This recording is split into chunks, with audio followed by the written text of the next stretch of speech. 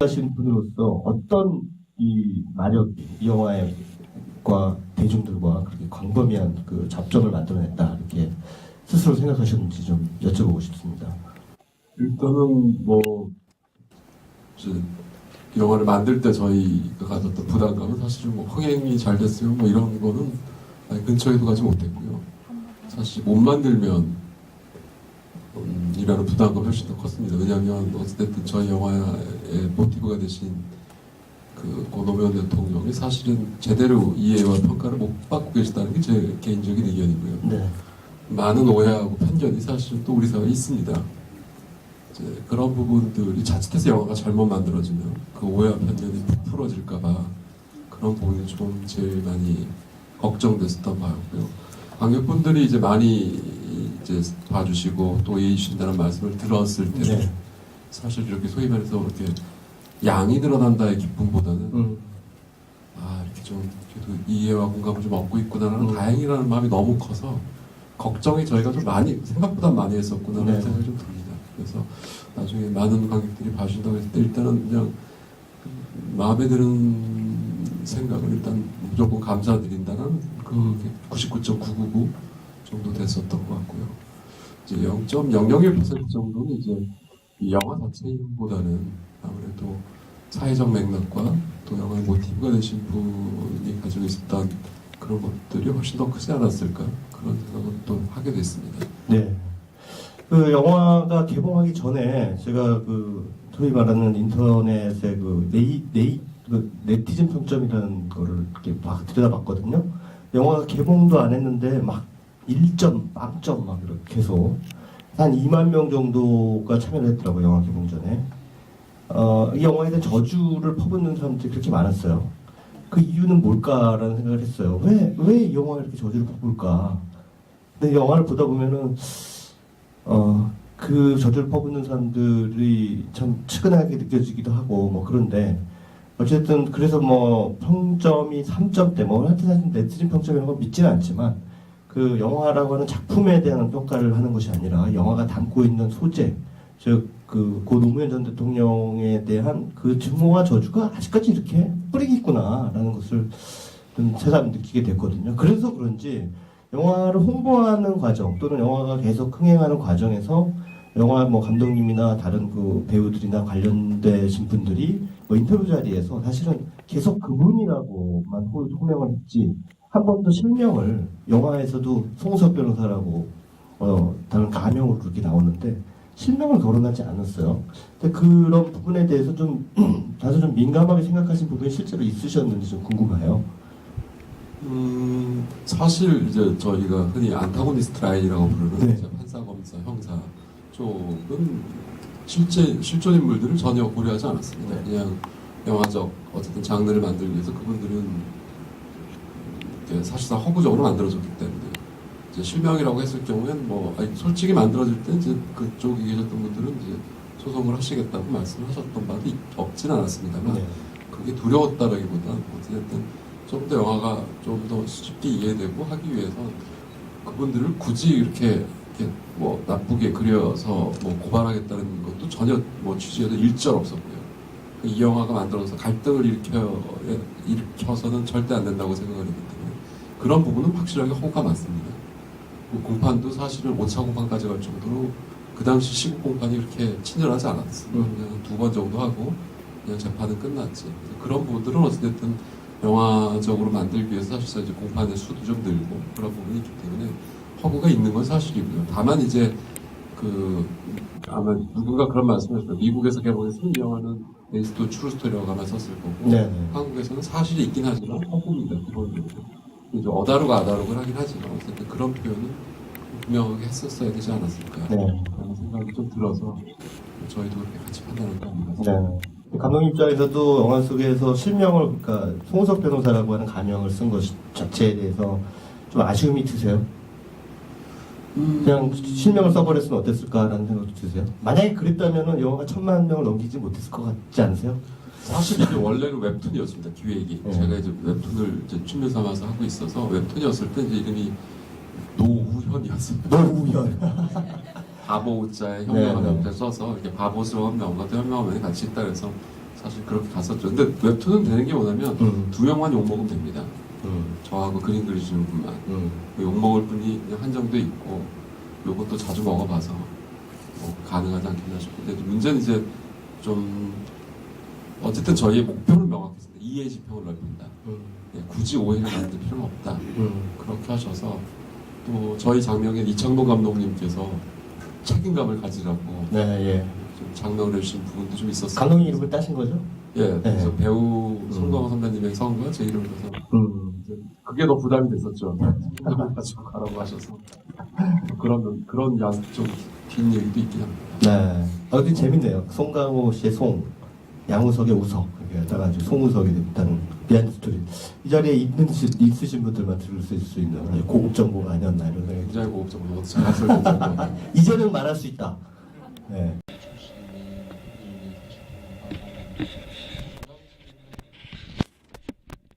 제가 알고 있기로는 이분이 아마 사법고시를 패스했던 75년 당시, 74년 당시가 사법고시생 60명 뽑던 시대입니다.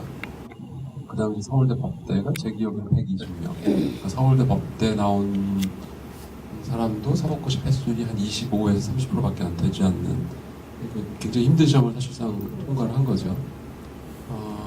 뭐 그러셨던 분이 이제 88년도 여기까지 왔고, 뭐 저 역시도 그냥 뭐 너무 전 국민이 잘 알고 있어서 그냥 넘어가다가 제가 이제 특별히 하고서 이제 좀 이분의 좀 인생에서 가장 큰 중요한 시기가 뭘까라고 고민을 하게 됐던 건 사실은 민자당이라는 이제 1991년도에 합당이 되고 꼬마 민주당이라는 조그마한 야당이 남습니다.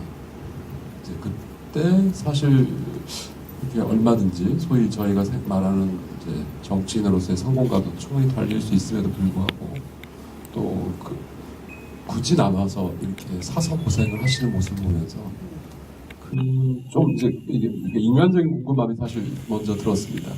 도대체 어떤 일이 있었기에 저분이 저렇게 사서 고생을 하실까? 그리고 나중에 이제 종로구에서 재선이 되세요. 거기를 버리고 또 부산에 가서 또 일부러 떨어지시는 것처럼 마치 떨어지시는 거 보고 이건 한번 좀 제대로 좀 이분을 알고 싶다는 생각이 들었고요. 제가 개인적으로 이제 모든 사람에게는 그런 시기가 있다라고 얘기를 하는 것 중에 하나가 갈라파고스의 시기라는 제가 스스로 이름 붙인 게 있습니다. 그게 뭐냐면 이제 찰스 다인이라는 이제 신학도 공부하셨고 아마추어 지질학자이기도 하셨고 아마추어 생물학자이기도 하셨던 이분이 이제 비이그로를 타고 쭉 가시다가 정말 우연히 배를 고치기 위해서 갈라파고스라는 제도에 도착을 하고 그 갈라파고스 제도를 무슨 연구 목적으로 간 게 아니고 정말 배 고치러 들어간 거예요. 거기서 어찌됐든 종의기원이라는 인류의 지성사를 바꿨던 우리의 과학사를 바꿨던 그 위대한 생각이 나옵니다. 그만큼 어떤 한 사람의 생각이 바뀌는 어떤 시기와 공간이 있다고 저는 생각을 하고 있고요. 그러면 저는 이제 모든 인간에게는 그런 시기가 한 번 올 거라고 생각합니다. 그냥 배만 고치고 떠났을 수도 있고 아니 거기서 그 생각을 가지고 이제 만드셨을 수도 있는데 이분한테는 그 시기가 언젠가라는 고민을 많이 했었어요. 왜냐면 뭐 예를 들어서 흑조에도 나오지만 뭐 자기 친척이 당한 것도 아니고 자기 자식이 당한 것도 아니고 그럼에도 불구하고 어떻게 초질관 사람이 이렇게까지 갈까? 더군다나 성공의 맛을 못 본 분도 아니고 이분은 실제로 부산에서 수입률 1, 2위를 계속해서 진짜 하셨더라고요. 돈도 잘 버셨고 잘 버셔서 이제 인생에서 멋도 부릴 줄 아시면서 뭐 고급 옷도 사서 입어보시고 고급 차도 굴려보시고 부산에서 제일 좋다는 아파트도 사보시고 다 하셨던 분이 왜 이렇게 됐을까? 그 궁금함에서 좀 공부를 좀 했었고요. 그 와중에서 이제 이 사건을 좀 봤었고 제가 놀랬던 건 그거였습니다. 81년도 때 희망이라도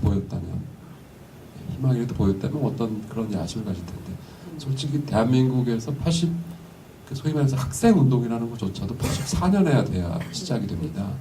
감히 84년 전까지는 그 당시 독재 정권, 군사 독재 정권에 대해서 뭐 이런 방구하는 쪽이 아무도 없었음에도 불구하고 그 부산이라는 지역에서 4년 동안이나 홀로 외롭게 이렇게 뛰어가다니 이게 소위 말해서 단순히 정의감만으로 될까 그런 생각을 좀 많이 했었고요.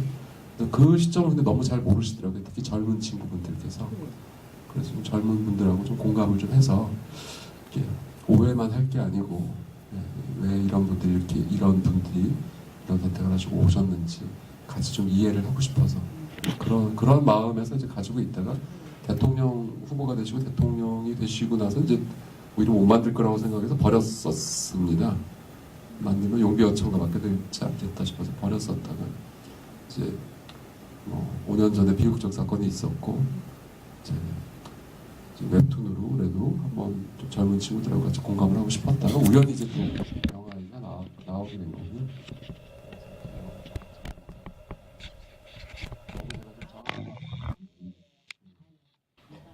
네, 우리 어머니께 말씀 좀 해주세요. 처음 영화를 이제 제작하셨다고 했을 때는 저는 이제 연출은 더 좋으신 분이 하기를 바랬었습니다. 그래서 저는 그냥 이제 글만 제공하고 이제 그러길 바라서 사실은 뭐 계속해서 글을 써드렸죠. 어쨌든 좀 이렇게 좋은 시나리오를 가지셔야 그 영화가 될 수 있었고, 저도 사실 생각은 독립영화 형식으로 갈 가능성이 높지 않을까 처음부터 생각은 했었습니다.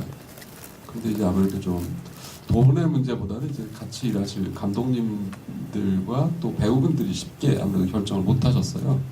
그래서 막판에 이제 도저히 감독이 없다. 니 해라. 그래가지고 이제 그래야자 이제 알겠습니다. 좀 전에도 하겠습니다라고 이제 약간 나섰고, 그때 마침 그리고 나서 얼마 안 되어서 이제 송강호라는 배우분께서 이제 선뜻 하시겠다고 나오신 거죠. 그래서 사실 저는 그냥 뭐 시나리오 쓴다고 좀 사실 정신이 없었고요. 계속해서 오히려 송 선배님이 붙고 나서는 오히려 일사천리로 진행이 돼서 좀 그 지나가는 과정 사실. 그리고 어떻게 보면 이제 웹툰으로 생각을 하고 있다가 영화 제안을 처음 받은 게 4월이고 영화 결정이 난 게 10월이니까 제 입장에서는 막 5개월 정도, 6개월 정도 그 정도밖에 걸리지 않았었어요.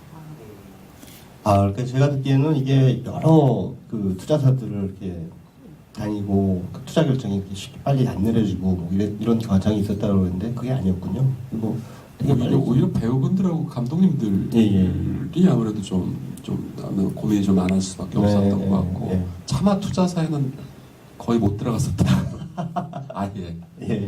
그랬었던 거로 그냥 저도 잘 알겠습니다. 하기도 좀 민망한 그런 일이 있었고요. 거꾸로 저는 결국 이제 잃을 게 좀 있으셨던 분들이 오히려 과감하게 나으신 거에 저는 정말 감사드립니다. 예를 들어서 그 대한민국 어쨌든 최고 배우시라는 분이 과감하게 투자가 사실은 가장 걱정을 많이 하셨던 분들이 이제 실제로 투자하시는 분들이죠. 저야 뭐 예를 들어서 뭐 욕을 먹고 뭐 이런 생각도 거의 잃을 게 없기 때문에 용기라기보다는 그냥 오기 같은 게 있었을 거예요. 만약에 있다면 오기라는 편이 좀 적합한 표현은 아닌 것 같습니다. 오히려 믿으실 게 있음에도 불구하고 과감하게 이사분이 선택 들어오셨던, 실제로 뭐 그렇다고 해서 저희가 무슨 압력을 받았다거나 무슨 뭐 위해를 받았다거나 그런 건 사실상 전혀 없었을 때 일부 이제 인터넷에 떠도는 말들이 조금 이제 험한 말들이 있어서 그렇긴 했지만, 그래도 이제 그런 분위기가 이제 형성된다는 거에 대해서는 사실상 저희가 우려하는 바가 없지는 않았습니다.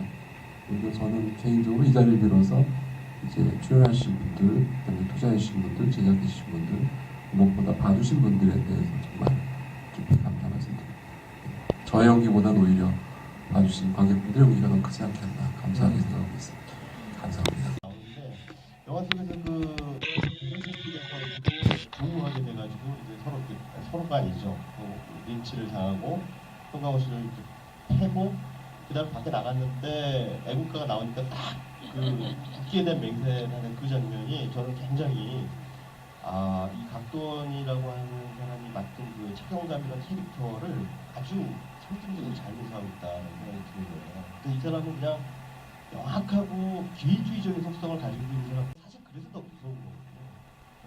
그냥 어떤 성공을 위해서 이것을 더 해야 되는데 나도 이거는 좀 아닌 것 같다가 아니라 정말 그걸 믿어 의심치 않는, 그러기 위해서 이 나라를 빨갱이로 어떤 수단과 방법을 가리지 않아도 된다라고 믿는 것, 그런 그 확신. 박도원 씨가 그 한 장면을 정말 호흡력을 잘 보여주고 있다. 라는 생각이 들어서 고정력이 정말 명장, 이 영화 속에서 가장 큰 국가는 국민입니다라는 것이 버금가는 명장면이 아닌가 그렇게 생각합니다. 자, 또 아까 저기 선생님 힘드셨는데 저희 한 40대 후반 되는 분들 눈물샘을 자극을 한다고 할까요? 그런 영화를 보게 해주셔서 너무 감사를 드리고요. 제가 두 가지를 질문할 텐데 우선 좀 정치적인 색이 좀 있잖아요. 앞으로도 지금 성공 크게 이렇게 관객이 많은 관객을 동원을 했는데 앞으로도 그런 제의가 들어오시면은 흔쾌히 수락하실 건지 그런 질문하고, 그리고 저희 국민성이 웬만하면 영화 끝부분은 통쾌하게 뒤집어지는 그런 쪽을 원하는데 실제로 형량을 구형을 했을 때 실제 그 사건에 대한 그 영향이 컸던 건지 아니면은 그 구형을 했던 원인, 이유를 좀 알고 싶습니다. 네, 그런 부분에서 마지막에서 좀 통쾌하지 않았을까 하는데 조금 뭔가 아쉬운 감이 있지 않나. 그러니까 그 네, 쉽게 그렇죠. 말해서 무죄가 딱 돼야 되는데 네, 그렇죠. 그 무죄가 안 그런 되고 부분이, 예, 그렇게 돼서 그래서 찝찝하시단 말씀이죠. 그 네. 부분을 감독님은 어떻게 생각을 하시고 제작을 하셨는지 그게 좀 네네. 궁금합니다. 일단 첫 번째 정치색에 대해서 저는 사실 처음에 이제 어떤 분들이 이게 정치 영화라고 하시길래 이게 어떻게 정치 영화냐고 제가 반문했던, 왜 정치예요? 그래서 그냥 1981년도 얘기고 뭐 전 있었던 사실 그대로 이렇게 얘기하고 그냥 이해를 얻고자 하는 얘기다.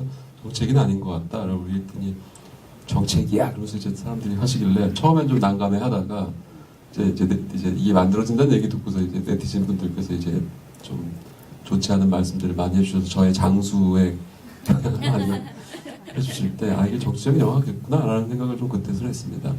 근데 이제 정치적이라는 표현에 대해서 저는 이제 생각하는 게 이제 어떤 뭐 어느 당 뭐 이런 걸 떠나서 글쎄요, 조금 제가 최근에 읽고 있는 책이 다시 읽는 책이 에리 프롬의 자유로부터의 도피예요. 그래서 좀 이게 읽을 필요가 있구나 싶어서 요즘 다시 한번 읽어보고 있는데 조금 우리가 우리의 좀 모습을 정확하게 알면 우리 나갈 길이 좀 더 보일 것이다. 그거는 저는 뭐 여야든 정치색이든 뚜렷한 것 같은데 그걸 자꾸 속이는 게 아닌가라는 생각이 좀 듭니다. 그래서 저희가 이제 너무나도 상식적으로 알 수 있는 것들이 왜 이렇게 가려지고 자꾸 불편해하는지 그런 걸 일단 넘어가야 된다는 건 틀림없는 제가 가진 생각이고요. 대표적으로 만세부로 했었다고 하는데 거기까지 또 들어가기 좀 애매하고 해서 일단은 뭐 지금 실제 있었던 재판의 내용을 좀 가지고 와서 가장 큰 게 어찌됐든 철저하게 왕따 당하던 한 변호사였어요. 실제로 왕따를 철저하게 당하셨던 분이에요. 그 당시 놀라운 거죠. 그 부산 지역 그 대도시를 책임지는 변호사가 실제로 146분밖에 안 되셨더라고요. 그 당시에는. 그분 중에서 재판이 있는 분들 빼놓고 진짜 실제로 다 참석하신 거니까 저는 뭐 그런 인간적인 동의에 대한 놀랍지 않았나라는 생각을 좀 해서 그런 부분에서 저희도 이해 지평이 좀 넓혀졌으면 싶어서 마지막에 그렇게 이야기했었습니다. 선생님이 질문하신 내용은 이제 그 불임 사건, 그러니까 원래 실제 사건이 이제 불임 사건인데 그 노무현 전 대통령이 변호했던 사건이 불임 사건의 구속적 부심 아니요. 겁니까? 불임 사건에 대해서 마지막에 얘기가 나오죠. 예. 그래서 이제 3년 때릴 거고 2년 받을 거고 그 얘기가 나오고 있고 질문하셨던 게 마지막 그 재판 아니요. 그 불임 사건을 그냥 무죄로 이렇게 해서 승소하는 걸로 끝낼 수도 있었는데 그냥 그 형량을 이렇게 하는 걸로 이렇게 마무리. 불임 사건은 승소하지 않았습니다. 실제로 그 당시 다 실형을 사셨고요. 그 다음에 이제 그다음 2007년도에 일부 무죄 판결을 받습니다. 예를 들어서 그 당시에 실제했던 방공법은 법이 실제이기 때문에 그게 뭐 비록 이제 그 법이 뭐 악법이다 뭐다 이런 논란이 있긴 하지만 어쨌든 실정법이 위반된 사실은 있습니다. 그 당시 법조항만 적용하면 그거는 무죄를 못 받았어요. 그래서 뭐 그런 이제 법적인 것까지 또 복잡하게 같이 하시는 것보다는 실제로 대부분 형량 내용가 조금 있었고요. 실제로 예를 들어서 예를 뭐 인혁당 사건 같은 경우는 거의 같은 조작이면 사형의 무기징역이 수두룩했는데 이 사건은 실제로 3년 평균 3년에서 5년 정도 받으셨고 평균 1년에서 2년 사형이 나오고 있어요. 근데 관객들이 어떤 이 뭐랄까요, 이 카타르시스를 위해서 실제 했던 사건을 좀 여기서 호구로 바꿔서 무죄로 갔으면 하면서 확 풀리면서 이렇게 뭔가 승리한 듯한 그런 쾌감을 얻을 수 있었을 텐데 그것은 그냥 실제에 충실한 쪽으로 방향으로 연출을 하기로 결정을 하신 그 이유에 대해서 좀 여쭤본 것 같습니다. 네. 그래서 그거는 그냥 실제 충실하려고 하셨다고 그냥 그렇게 말씀을 하십니다. 저 이게 좀 너무 멀어가지고 그런데요. 적인 흥행을 한 데에는 이제 노무현 전 대통령에 대한 어떤 거대한 부채감 이런 것들이 작용하는 것과 동시에 그것만 가지고는 좀 부족했을 것이다. 왜냐하면 이제 아까도 이제 말씀하셨다시피 40대, 50대 지금 그 정도 되시는 분들은 80년대 분위기를 알잖아요. 80년대 공기, 시대적 공기 이런 거, 국가 폭력 이런 것들에 대한 어느 정도 뭐 박종철 사건이라든가 여기도 잠깐 뒤에 나오지만 이런 그때 당시의 어떤 정치적인 공기를 알고 있고 또 거기에 대해서 저항했던 역사를 또 알고 있기 때문에 또 그런 그 기억들, 그 대중인들이 가지고 있는 그 80년대의 그 민주주의 투쟁에 대한 어떤 공유된 기억이 그 노무현이라고 하는 인물의 프리즘을 통해서 이게 이렇게 다시 소환이 되고 있는 것 역시도 광범위하게 그 많은 관객들한테 40대, 50대 그 이상의 관객들에게 어필한 중요한 이유 가운데 하나다라는 생각이 듭니다.